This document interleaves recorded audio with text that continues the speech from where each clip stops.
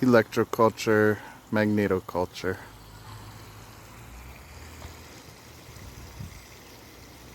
Stevo, Magneto, Electrico.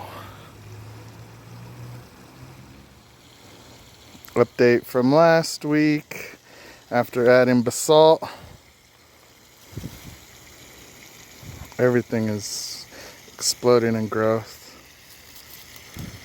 Probably water, maybe 2, maybe 3 times a month. I mean, not a month, a week.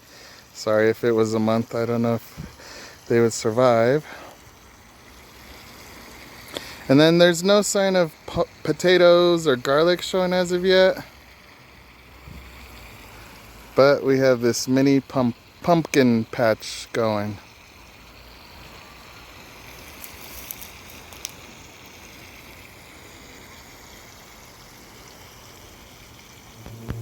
Looks like there's some beans starting to vine through different places.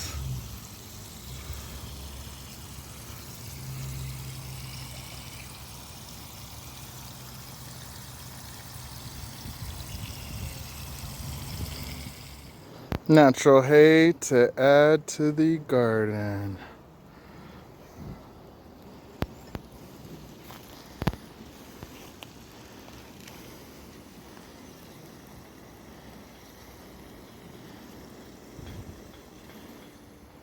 Got a nice little pile of some hay or straw or dry mulch, brown mulch.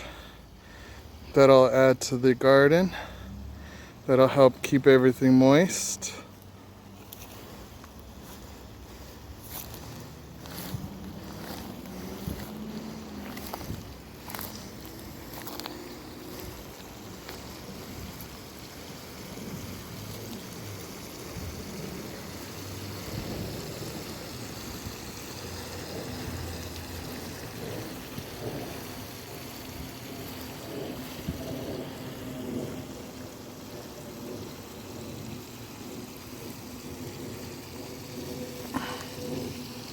Yeah, any kind of brown mulch, green mulch, any kind of vegetation.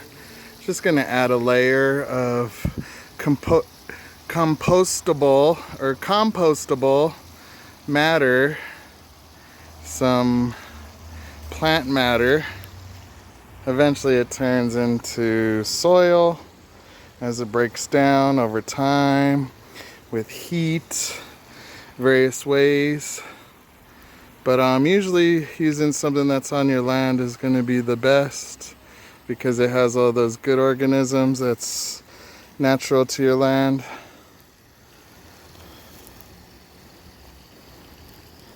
And then here's the electrical compost that we're using with the Electroculture Atmospheric Antenna. Some would say it's electrical compost. Some might beg to differ. Some might disagree. I love it because it's using the energy that's around us. Everything that's in our garden. Mulch at it to keep everything moist. I do let the vegetation grow to keep a living root. After a while I just stomp it down. Similar to KNF, Korean Natural Farming, or Master Cho's method of keeping a living root.